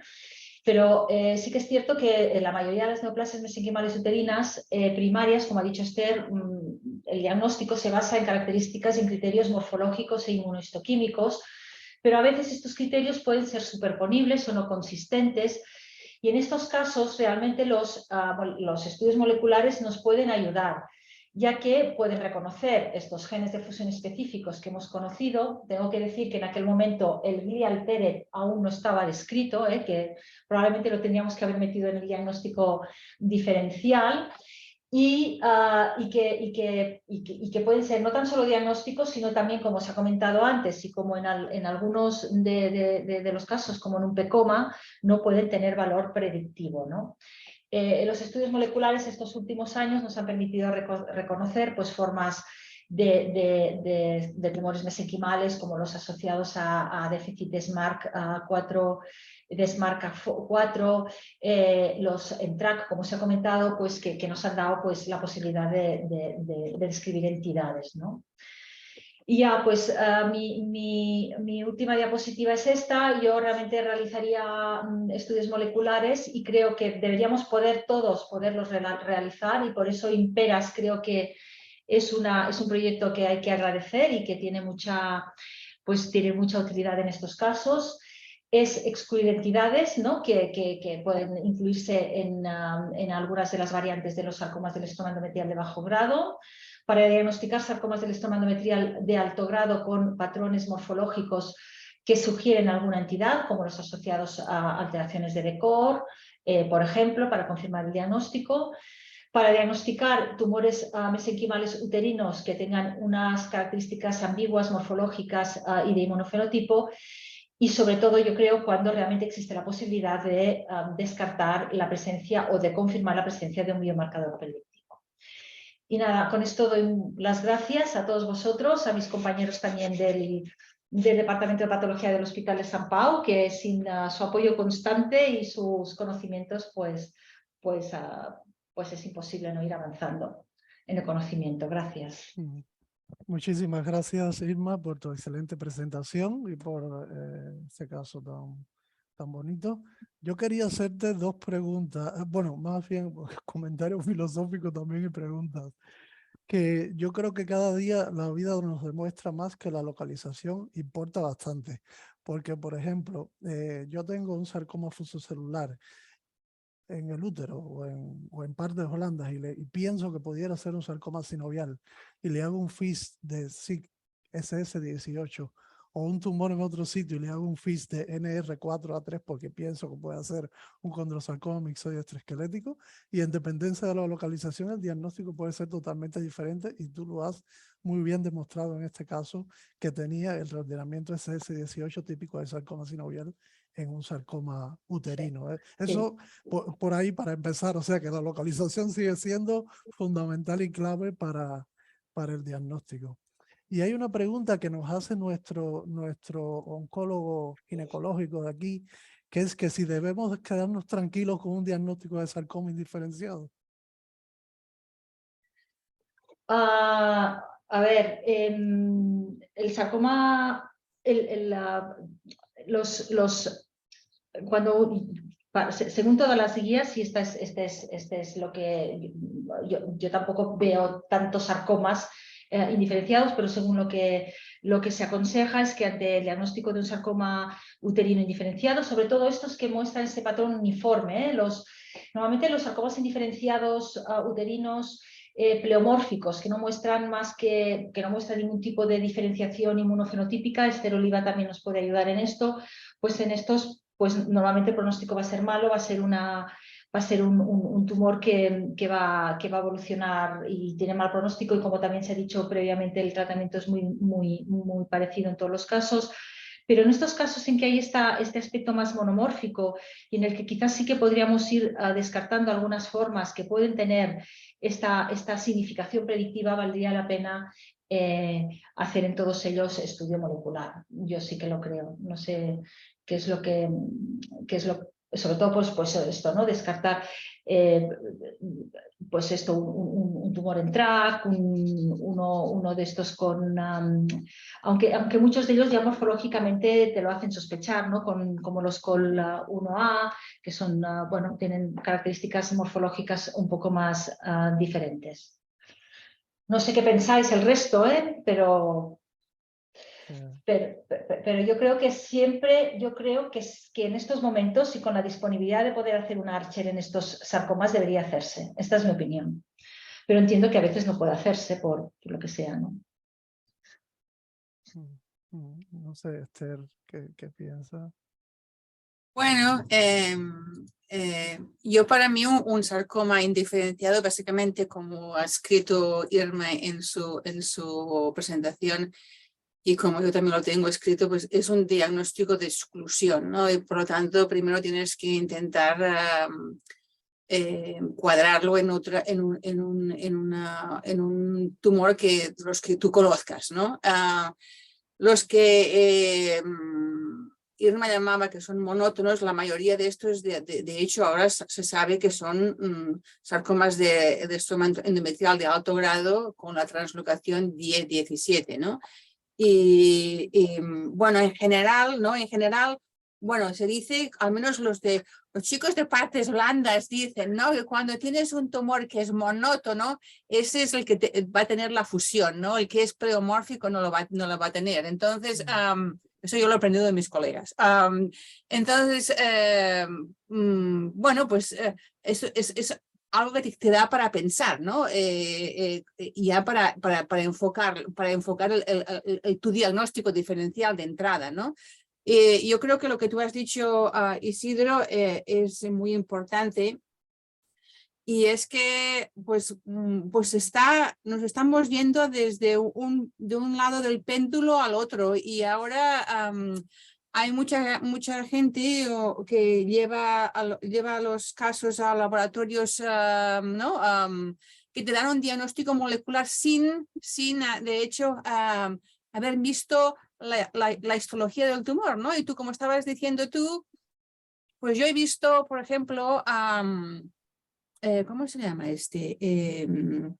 algunas alteraciones que tú típicamente, Smart CA4 loss, ¿no? Que es lo típicamente lo ves en un carcinoma de células pequeñas hipercalcémico, ¿no? Llamarlo así cuando claramente el tumor era un carcinoma de células claras, que se ha visto que raramente pueden tener Smart CA4 loss, ¿no? Y por tanto no puedo más que enfatizar que hay que ponerlo todo junto. Hay que ponerlo todo junto, ¿no? Y hay que, como decía Yerma, pues intentar, primero, yo lo llamo en inglés, have your drop-down menu. Tienes que tener un drop-down menu, ¿entiendes? Entonces, de aquel drop-down menu, porque si no piensas en algo, se te va a ir, si no piensas, no lo vas a considerar. Entonces, ok, este puede ser, este podría ser, este no, este no, este no. Y entonces, a partir de aquí, yo creo que en muchos casos con tu inmunohistoquímica tú puedes llegar a un diagnóstico. ¿Que nos vamos a equivocar en alguno? Pues la verdad, sí. Pero como decía antes, como se decía antes, el diagnóstico, la mayoría de gente no puede llevar los casos a hacer molecular, ¿entiendes? Y yo creo que la molecular a veces también nos sirve para decir, ok, esto me prueba que yo tengo este diagnóstico. Yo muchas veces no necesito la molecular para hacer un diagnóstico de un sarcoma de estroma endometrial de alto grado con la translocación 10-17, ¿me entiendes? Con la histología ya lo veo, y si no, le haces la inmunohistoquímica y tienes ese patrón de ciclina D1 y BCOR difusamente positivo, ahí tienes el diagnóstico, ¿entiendes? En el útero, ¿no? En el útero, no hablo en otras partes. O sea que yo creo que no nos podemos solamente fiar de la molecular. Sirven, pero yo creo que en muchos casos uno puede hacer el diagnóstico basado en una ¿cómo se llama esto? En un acompañamiento de la histología con la inmunohistoquímica. Muy bien. ¿Alguna pregunta adicional? ¿Algún comentario para Irma? Pues nada, Irma, pues muchas gracias por tu Gracias a excelente vosotros, y presentación. gracias por tus comentarios, Esther. Seguimos con la siguiente ponente, que es la doctora Jessica Aliaga, que es patóloga, nuestra ginecopatóloga de aquí del IMU. Se oye mi eco porque estamos en la misma aula. Y nada, muchas gracias, Jessica, por presentarnos un caso, cuando quieras.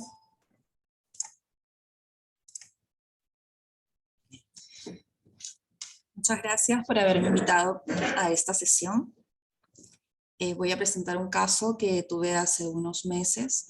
Se trata de una mujer de 41 años que acude a su centro de referencia, no se atendía ella aquí, en noviembre del 2021 por menometrorragias de aproximadamente un año. Le diagnostican un mioma intracervical muy cerca al istmo de 20 milímetros y otro submucoso de 24 en cara anterior. Le realizan una biopsia endometrial teniendo como resultado un endometrio descamativo. Inicia Primolut. La paciente acude en febrero del 2029 al mismo centro porque presenta una masa sólida exofítica de 2 centímetros que asoma por el cérvix. El diagnóstico es de un mioma parido con un pedículo de 8 milímetros. La programan a una histeroscopia quirúrgica, la cual se realiza en mayo de 2022, efectuándose una miomectomía por histeroscopio. La paciente permanece en su centro de referencia 2 meses más con la realización de pruebas, de imágenes y además con un diagnóstico histológico presuntivo ya, y decide atenderse en nuestro centro, por lo cual pasa a un comité de tumores ginecológicos y nos remiten un bloque aparentemente de toda la lesión que se había resecado en mayo del 2022. Pues de ese bloque hacemos un corte y vemos que se trata de una lesión de morfología aparentemente nodular, de bordes irregulares, con áreas densamente celulares y otras con menor celularidad. Observamos también que la presencia de pequeñas estructuras vasculares y áreas hialinizadas. Y a gran aumento vemos que estas estas zonas que nos parecían densamente celulares, pues son, es una celularidad de tipo epitelioide que forma diferentes estructuras, forma nidos, forma trabéculas y forma cordones.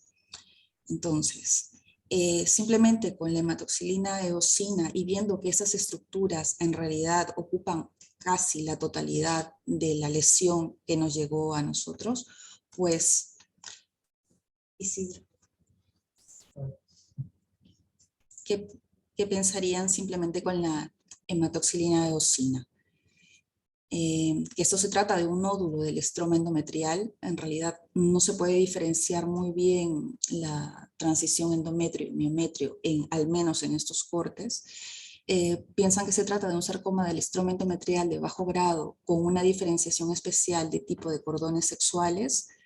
Piensan que se trata de un útero, un pólipo endometrial de repente que sea fragmentado y solo estamos viendo una parte, o un leiomioma celular específicamente altamente celular.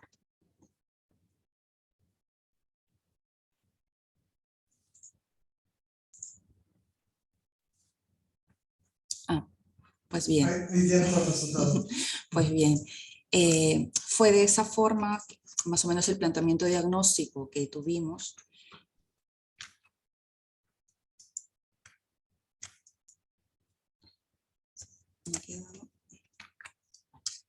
Algunas de las opciones las podemos descartar simplemente con la morfología.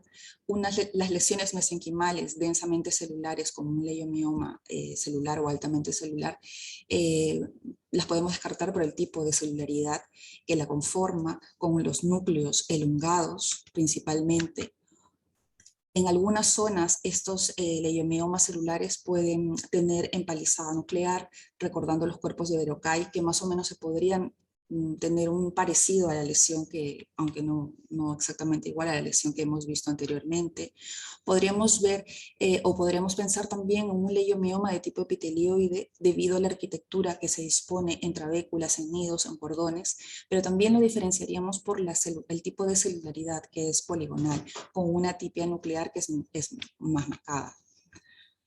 Y tal vez en algunas áreas podríamos pensar que se trataría de un pólipo endometrial que se ha fragmentado y solamente vemos zonas que nos recuerdan a un endometrio en fase proliferativa, aunque más alejado. O también ya yendo a las lesiones del estroma endometrial, podemos pensar que se trata de un nódulo del estroma endometrial que tiene una diferenciación de tipo de cordones sexuales, lo cual no podemos asegurar porque no tenemos la lesión al menos completa hasta ese momento. Y debido a que este nódulo del estroma endometrial se caracteriza específicamente por tener bordes regulares, con algunas irregularidades que podrían llegar hasta 3 milímetros, la celularidad nos recuerda a una celularidad de un estadio proliferativo, y también podríamos ver tal vez algunas áreas hialinas o trabeculares en ella. Estas tres opciones las primeras tres podríamos descartarlas. Para el descarte del nódulo del estroma endometrial con diferenciación tipo cordones sexuales tendríamos que tener la lesión completa y un estudio detallado de los bordes de dicha lesión. Y hasta este punto, preguntados. ¿Qué información consideraríamos de mayor ayuda para el diagnóstico? Tener los antecedentes, el procedimiento realizado y los datos macroscópicos específicos de la lesión que se resecó, simplemente con el estudio morfológico, tener las técnicas inmunohistoquímicas como CD10, actina músculo liso, desmina, calesmón, marcadores de cordones sexuales, tener estudios moleculares de las fusiones más comúnmente vistas en tumores del estroma endometrial, o todas las anteriores.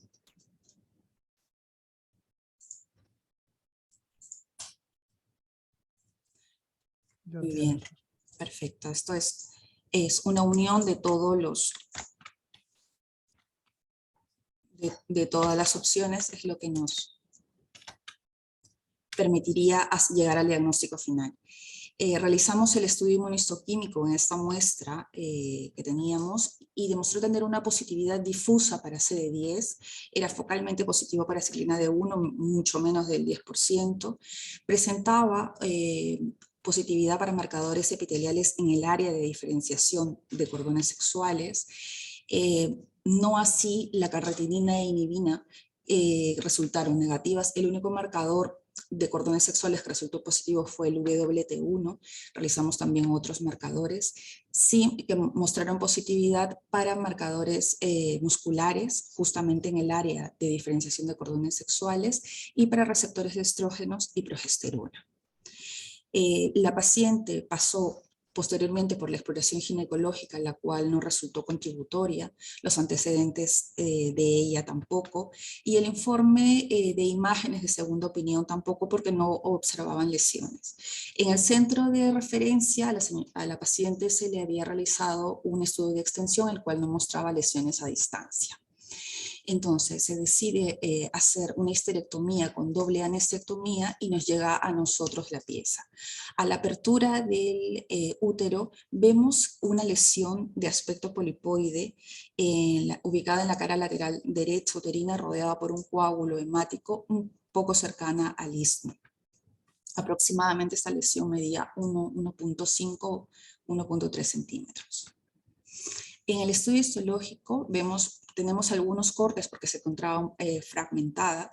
Vemos que tiene una morfología aparentemente polipoide que depende del estroma endometrial, que está acompañada por granulomas con centro necrótico probablemente del procedimiento, o estamos en la zona donde se realizó el procedimiento anterior, y se mantiene todavía ciertas áreas de diferenciación de cordones sexuales con algunas áreas hialinizadas. En un único corte de lo que quedaba de la lesión, porque hasta a este punto, ya con el informe macroscópico del centro de referencia, vimos que en realidad había sido una lesión que había sido incluida en muchos más bloques de los cuales nos enviaron, y solo nos habían enviado un bloque el que consideraron más representativo. Solamente nos queda en un corte donde vemos una lesión ya que podemos apreciar y tener ya un juicio diagnóstico que infiltra claramente el miometrio, que depende del estroma endometrial y que todavía presenta esa diferenciación de cordones sexuales. Las técnicas inmunistoquímicas realizadas en la pieza fueron básicamente muy similares. Se realizó también un CD31 para descartar una invasión linfovascular que no se viera con hematoxilina eosina. Todo fue bastante similar y hasta este punto, y ya con los estudios moleculares solicitados, pues ya teníamos una presunción diagnóstica. Además, en la descripción inicial escribían que la paciente tenía una segunda lesión en la cara anterior uterina, la cual no encontramos, solamente encontramos zonas de adenomiosis, una adenomiosis muy marcada. Ya hasta este punto ya teníamos los resultados del reordenamiento del gen JAS-FE1, el cual resultó reordenado con un 17%. Ya hasta este momento, pues nuestro diagnóstico ya estaba hecho, se trataba de un sarcoma del estroma endometrial de bajo grado con diferenciación de cordones sexuales. En general, los sarcomas del estroma endometrial de bajo grado constituyen la segunda neoplasia mesenquimal uterina por detrás de los tumores de músculo liso. La diferenciación de cordones sexuales es infrecuente y presenta una diversa morfología, como lo vimos en nuestro caso, con presencia de nidos, cordones y trabéculas. Pueden coexpresar marcadores inmunistoquímicos epiteliales, musculares y de cordones sexuales. Fueron descritos por primera vez en 1976 por Clement y Scali y se presenta generalmente en pacientes premenopáusicas, como en nuestro caso, que presentan un sangrado normal o dolor abdominal y se asocian con condiciones de hiperestrogenismo, como el síndrome de ovario poliquístico, tratamiento con estrógenos y tamoxifeno. En la macroscopía vemos masas polipoides intracavitarias o intramurales de bordes bien definidos, pero infiltrando el miómetro adyacente. Pueden alcanzar un tamaño de hasta 10 centímetros y son sólidos, carnosos, amarillentos o grisáceos. Y también se pueden ver áreas de necrosis y hemorragia. En la parte microscópica, como ya se había escrito anteriormente, pues esta diferenciación de cordones sexuales puede tener diferentes morfologías. La tipia citológica es leve y tiene un bajo recuento mitótico. En realidad, en este caso, el recuento mitótico fue de una mitosis en 10 campos de gran aumento. La diferenciación de cordones sexuales puede ser focal o puede ser extensa. Entonces, lo que nosotros en la biopsia vimos era una diferenciación extensa de cordones sexuales, pero al no tener el material completo no podemos valorarla completamente. Como en nuestra inmunohistoquímica vimos, hay una positividad para marcadores tanto de cordones sexuales. A nosotros no solamente nos salió positivo el WT1, aunque morfológicamente claramente eran diferenciación de tipo de cordones sexuales, y son negativos para desmina, caldesmón, S100 y EMA. Dentro de las alteraciones moleculares, la más frecuente es la fusión JAS-F1 sus12, en que se presenta en el 80% de todos los casos que presentan este tipo de alteraciones. Pero adicionalmente se ha encontrado un reordenamiento del gen PHF1 justamente que asocia esta diferenciación de cordones sexuales en los sarcomas del estroma endometrial. Es decir, y que se piensa que podría inducir este tipo de diferenciación. Y nuestro principal diagnóstico diferencial, que también al inicio estuvo planteado, fue un tumor uterino que recuerda al tumor ovárico de cordones sexuales o UTROSC. En este caso, lo que hay que hacer es un muestreo extenso, ya que las técnicas inmunistoquímicas no van a ser de ayuda. Y aquí sí, el estudio molecular puede diferenciarlos, ya que como mencionaron en las anteriores en la anterior presentación, están asociados a reordenamientos del gen GREB1 y ESR1. Y si ya era difícil distinguirlo con nuestra hematoxilina eosina y nuestros cortes en parafina, pues mucho más difícil distinguirlos en una intraoperatoria. Este caso fue publicado debido a que se presentó a un patólogo hacer este diagnóstico diferencial justamente en un corte que había seleccionado en intraoperatoria. Definitivamente esto fue diferido debido a que solamente aparentemente se había muestreado la zona de diferenciación de cordones sexuales y no se podía hacer la diferenciación entre un UTROSC y un sarcoma del estroma endometrial con diferenciación de cordones sexuales. El pronóstico de estas patologías es diferente, ya que el UTROSC tiene un pronóstico intermedio, mientras un sarcoma del estroma endometrial tiene un peor pronóstico. Otros diagnósticos diferenciales que tal vez podrían plantearse serían un adenosarcoma o un carcinosarcoma, pero estas lesiones se caracterizan por tener una proliferación bifásica de un componente mesenquimal y otro epitelial que no vemos en ese caso. El estadio es el factor pronóstico más importante en el sarcoma del estroma endometrial, ya que la supervivencia está asociada justamente a los estadios 1 y 2, una mayor supervivencia del 90% y una menor supervivencia en los estadios 3 y 4. La tercera parte de los casos, a la presentación, ya pueden tener una extensión pélvica extrauterina, generalmente ovárica. Tienen recurrencias, el 10 al 30% de casos. Estas suelen ser tardías y pueden metastatizar hasta los 10 a 15 años.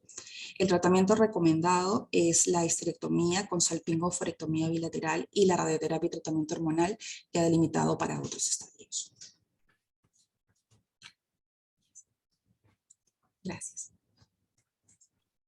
Muchas gracias, Jessica. ¿Puedes dejar de compartir? por favor. Muy bien. ¿Alguna pregunta, comentario? Es interesante que mencionaste la serie de casos con PHFF1 reordenado. Qué curioso que en particular están los tumores fibromicoides osificantes que tienen este reordenamiento, pueden tener una disposición trabecular o cordonal. O sea que se Sí. parecen en algo las Sí. partes blandas a los sarcomas de útero.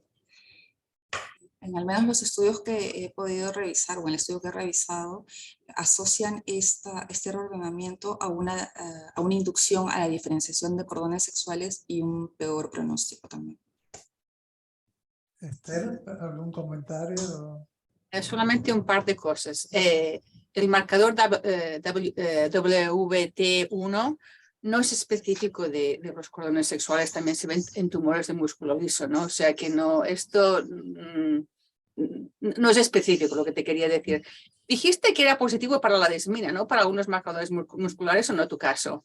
Sí, para desmina y actina de músculo liso, en la Creo parte de que- diferenciación. En mi opinión, lo que he visto que tienes, yo creo que también tienes diferenciación muscular en ese tumor.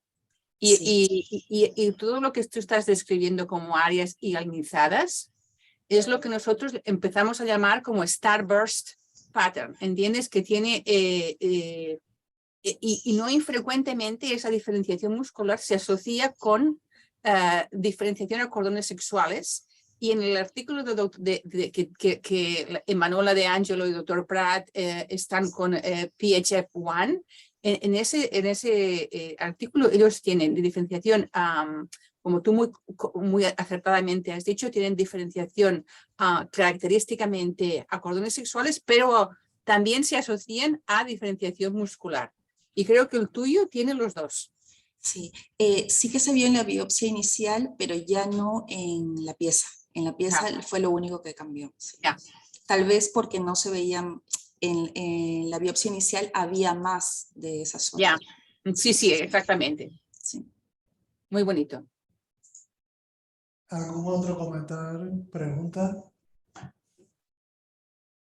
Bueno, muy bien, Jessica, muchas gracias por tu tiempo y por la presentación de este caso tan bonito que nos mostraste también aquí. Y pasamos a nuestro último ponente, que es el doctor Alberto Gallardo, también de Barcelona, de patólogo del Hospital Sant Pau. También, bueno, experto en patología ginecológica y en patología molecular. Muchas gracias, Alberto, por la oportunidad de presentar un caso, tenerte aquí y cuando quieras puedes compartir e iniciar.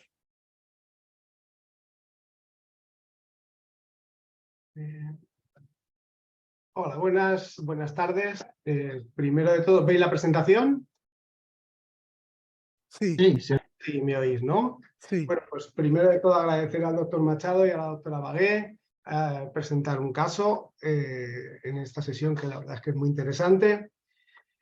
Básicamente es un caso que tuvimos este verano y bueno, como soy el último ya, seguramente que mi caso está dentro del diagnóstico diferencial de lo que se ha presentado.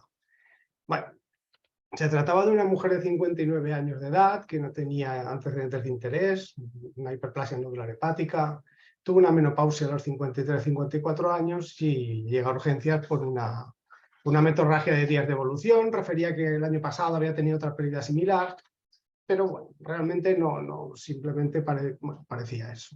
Se le hizo una ecografía en urgencias, se vio que había una imagen compatible con un mioma, según los ecografistas. Eso siempre es un poco, bueno, casi todos estos tumores son así y no se puede realizar una biopsia básicamente porque la paciente tenía un síndrome vagal y se decidió programar una histeroscopia en la cual lo que se vio unos días después es que había una lesión del tipo mioma con un componente intracavitario del cual se realiza una biopsia endometrial. Perdona, Alberto, Sí. nosotros no vemos ninguna diapositiva todavía. O Sí, sea, no vemos nada, ¿eh? Entonces, un segundo. Sí, Espérate. comparte el PowerPoint.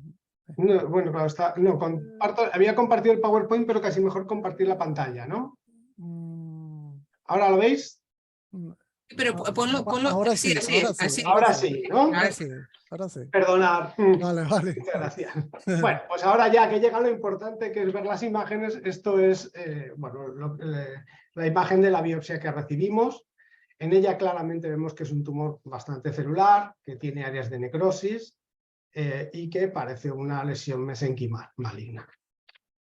A mayor aumento, áreas de necrosis, células claramente pleomórficas, atípicas, algunas que tienen citoplasma, un patrón fusocelular, áreas claramente pleomórficas, áreas epitelioides, áreas pleomórficas, presencia de unos vasos, algo así, un poquito como un patrón como de paredes finas, un poco hemangiopericitoide, áreas claramente con marcado pleomorfismo nuclear, células con un citoplasma muy denso, células multinucleadas, la presencia de estos vasos de paredes gruesas, actividad mitótica y algunas mitosis atípicas y claramente abundante actividad mitótica. Estábamos delante de un tumor que era mesenquimal, que es maligno, o parece maligno, tiene necrosis, y en otras áreas pues teníamos estos citoplasmas claros. Se observaban algunos núcleos con algunas inclusiones intranucleares y estábamos delante pues, de un tumor que era maligno y que era epitelioide. Dentro de ellos pues, planteábamos un leiomyosarcoma con un componente epitelioide, un sarcoma del estroma endometrial de alto grado. Otros dentro de los tumores epitelioides podríamos pensar un tumor de implantación de la placenta, y siempre que estamos en la cavidad uterina, pues siempre puedes pensar en un componente heterólogo de otro tipo de tumores, como un adenosarcoma o un carcinosarcoma, y también otras posibilidades. En realidad era un caso que ocurrió en agosto, y lo primero, bueno, pues hicimos un pequeño estudio inmunistoquímico. Lo primero que pensamos, pues marcadores musculares, una ciclina para excluir el sarcoma del estroma endometrial de alto grado, en el cual veíamos que era un tumor que tenía marcadores musculares. En el momento en los fragmentos de la biopsia era bastante positivo. No todos los tumores que tienen diferenciación muscular, y como estamos en una sesión, pues ya os podéis esperar que no es un leiomyosarcoma, y hicimos marcadores tanto para HNV45 y melana. En este caso, el HNV45 era extensamente positivo. Los marcadores melanocitarios, la mayor parte de las veces, no los revelamos en marrón, con diaminobencidina, usamos por las lesiones melanocitarias el GIEMSA. Bueno, pues claramente el HB45 era extensamente positivo. El melana mostraba una positividad focal. Aquí la verdad es que nos costó encontrar la presencia de estas células positivas. Se hizo un diagnóstico de tumor de alto grado, compatible con un PEComa, maligno porque ya cumplía las características, es decir, la atipia, el pleomorfismo, la actividad mitótica, ya cumplía más de los 3 criterios que hacen falta para llamarlo maligno, y se presentó tanto en el comité de sarcomas como en el comité de tumores ginecológicos, y se decidió hacer una histerectomía después de hacer un pequeño estudio de extensión que fue negativo. Esta es una pieza de histerectomía que tenemos el canal cervical. Aquí podemos ver un ovario, una trompa de falopio, aquí tenemos el otro ovario y un tumor en una cavidad uterina francamente deformado.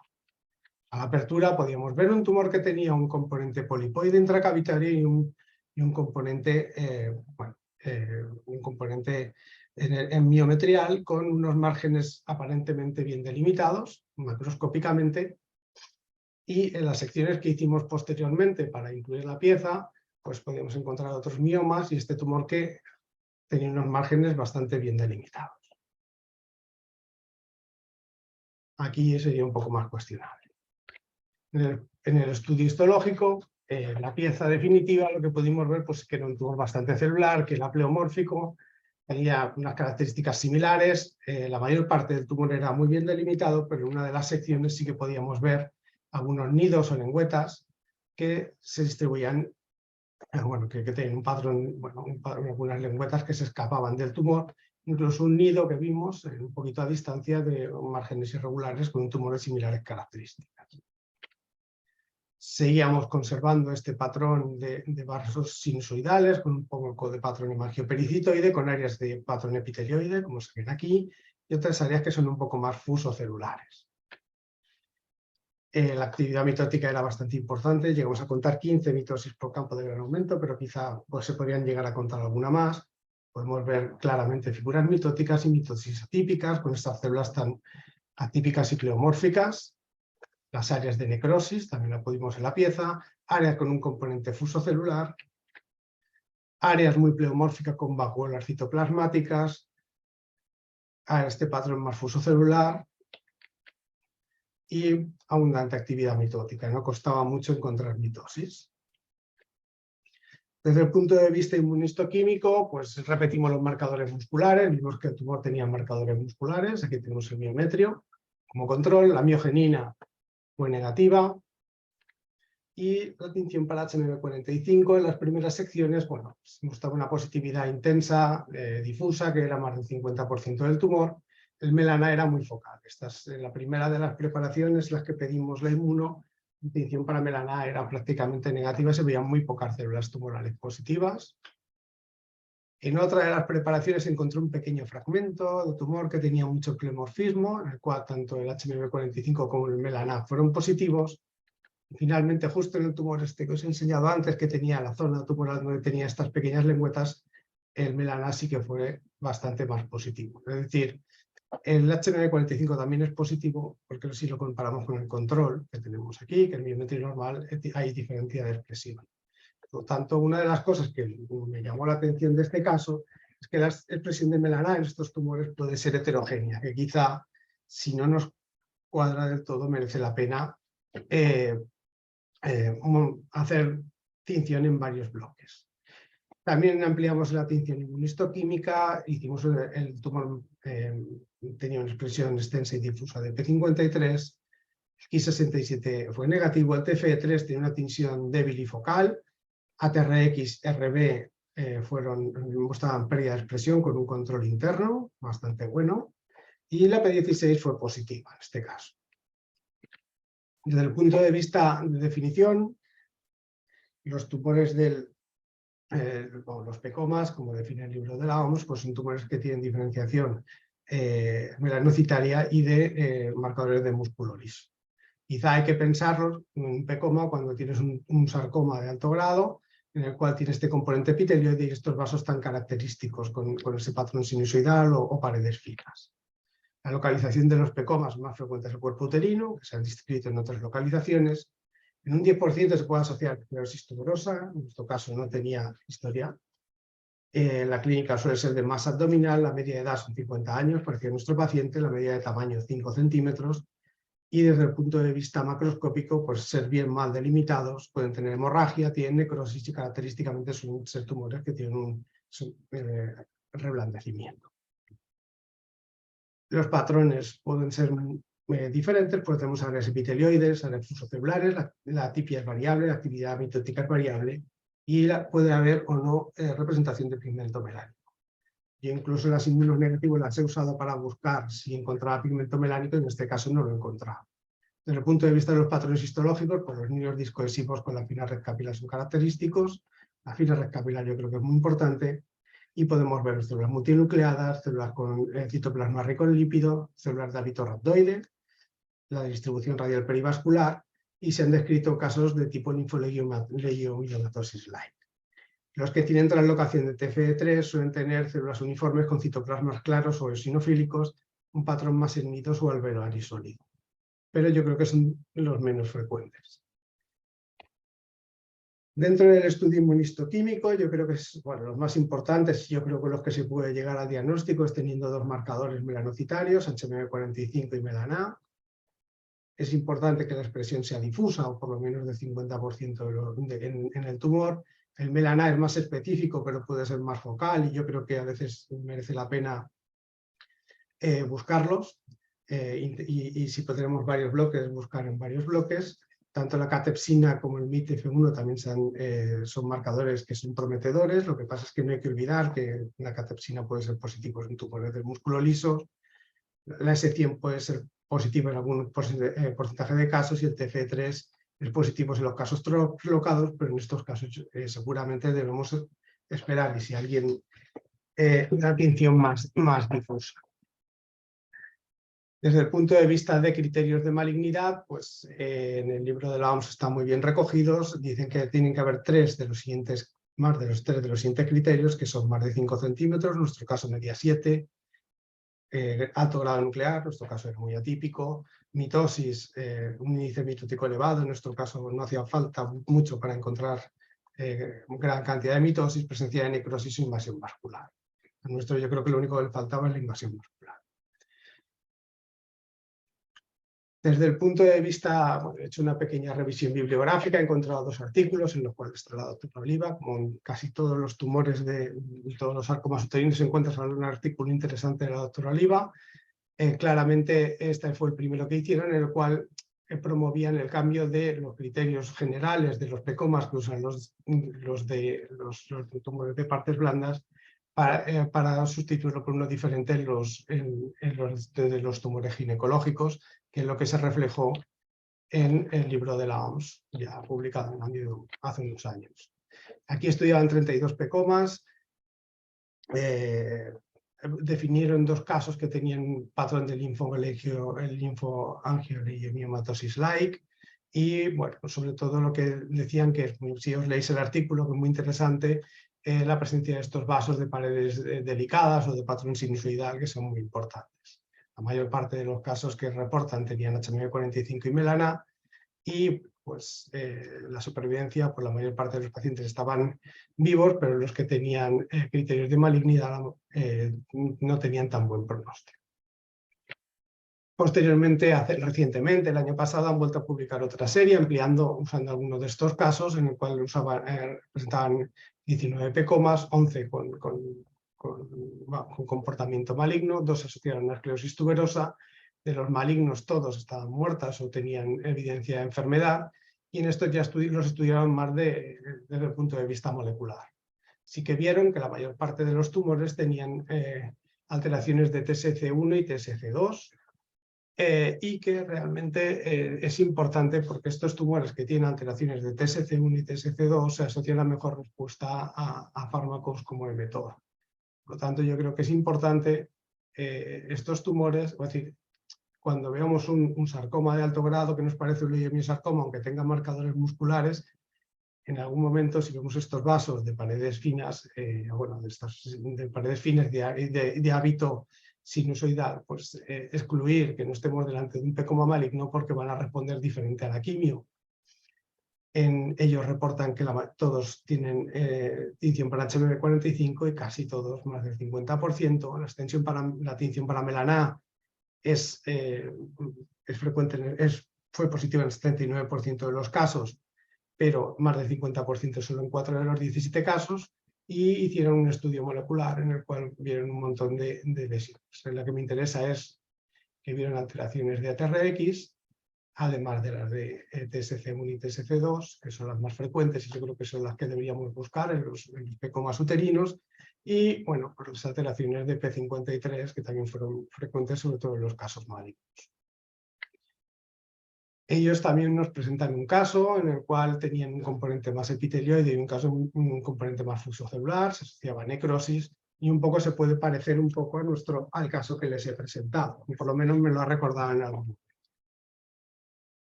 Ellos recomiendan o proponen un algoritmo para clasificar estos tumores con diferenciación melanocitaria.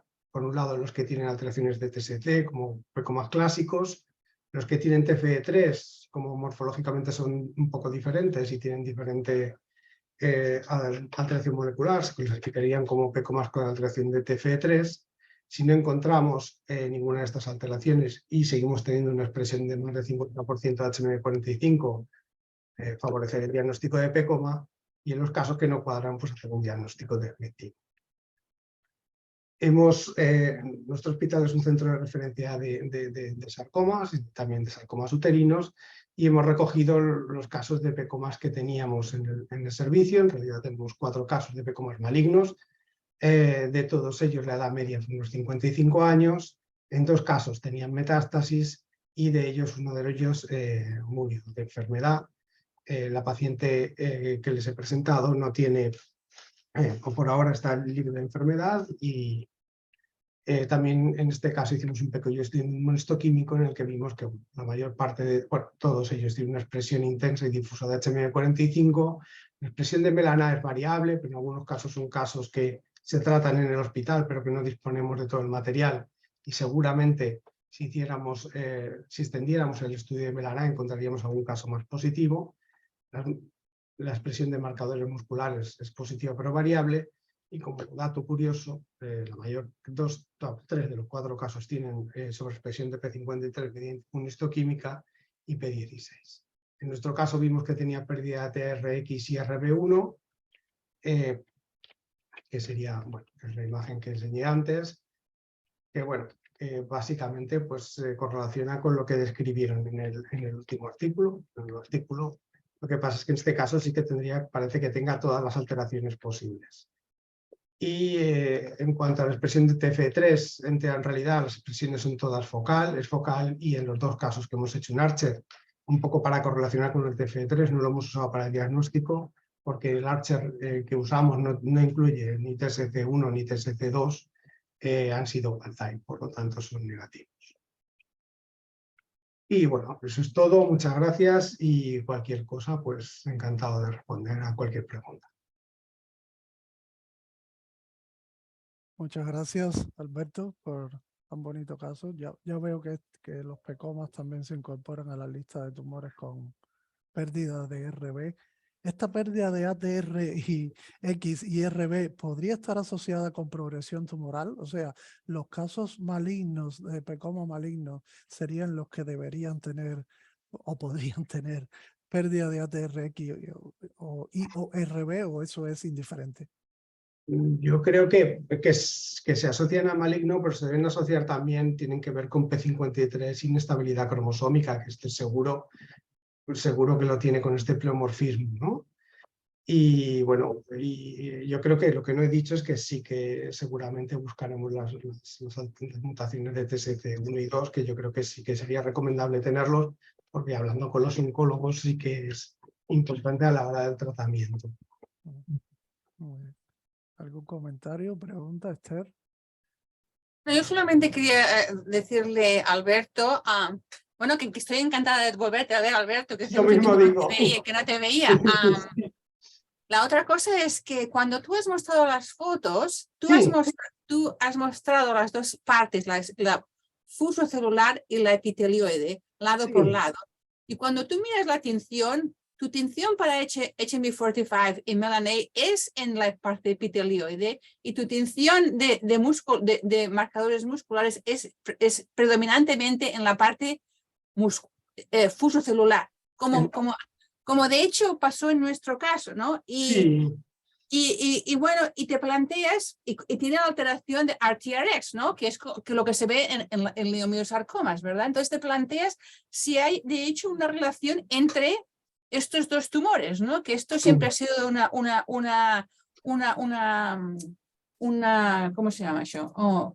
Debatida, ¿no? Se empezó diciendo por Elvio Silva, pues que los tumores musculares pueden tener células más claras, que podían tener positividad para la HB45, que yo a veces la he encontrado también, y lo que no tienen típicamente será para la Melan A, pero entonces digo que son totalmente distintos, pero ahora que tenemos la era molecular, pues se ve que algunos, ¿no? La P53, la RTRX, ¿no? Estos son marcadores del leiomiosarcoma, ¿no? Típicamente no los vas a ver tú en un PEComa. Entonces, pues puede ser que tengan algún tipo de relación, ¿no? De hecho, hay un estudio del Memorial Sloan Kettering que habla de esto, ¿no? De la relación, de overlap, ¿no? entre los 2 tumores. Sí, no, claramente no. Es que básicamente lo que pasa es que las fotos a veces engañan, pero sí que tenía un poco, es un poco parcheado, ¿eh? Marca musculares, no podías separar los musculares de los. Es más, cada vez que lo veo, más inmuno le haría. más peculiar me parece, ¿no? Y yo creo que sí, que sí, ¿no? Es decir, lo que pasa es que para ser tan epitelioide es lo que un poco yo creo que nos hizo pensar en él, ¿no? Como el patrón histológico, que era lo que no cuadraba para un leyo, ¿no? Pero sí, son, como tú dices, y viendo el caso y viendo el artículo, dices, es que estos dos son muy parecidos, ¿no? Sí. Muy bien. ¿Algún comentario adicional? ¿Pregunta? Bueno, pues muchísimas gracias a todos los ponentes, a los participantes. La verdad que ha sido una sesión fantástica. Encantados de haber oído todas las presentaciones y los invitamos para las próximas sesiones y esperamos volver a tenernos en alguna otra sesión de sarcomas ginecológicos en un futuro dentro del proyecto Imperas. Nosotros la próxima sesión la haremos estamos en febrero, a mediados de febrero, y estarán un ponente de Taipei, una de Italia y estará un ponente de República Checa. Michel, Marte Faraglia, Juan de Taiwán. O sea, vamos recorriendo diversas partes para conocer las opiniones internacionales. Y bueno, nada, muchísimas gracias, encantados y gracias a todos por participar. Y nos vemos en la próxima. Gracias, Isidro. Gracias a todo el mundo. Adiós, muchas gracias. Hasta luego. Gracias. Gracias. Hasta luego. Hasta luego. Adiós. Adiós.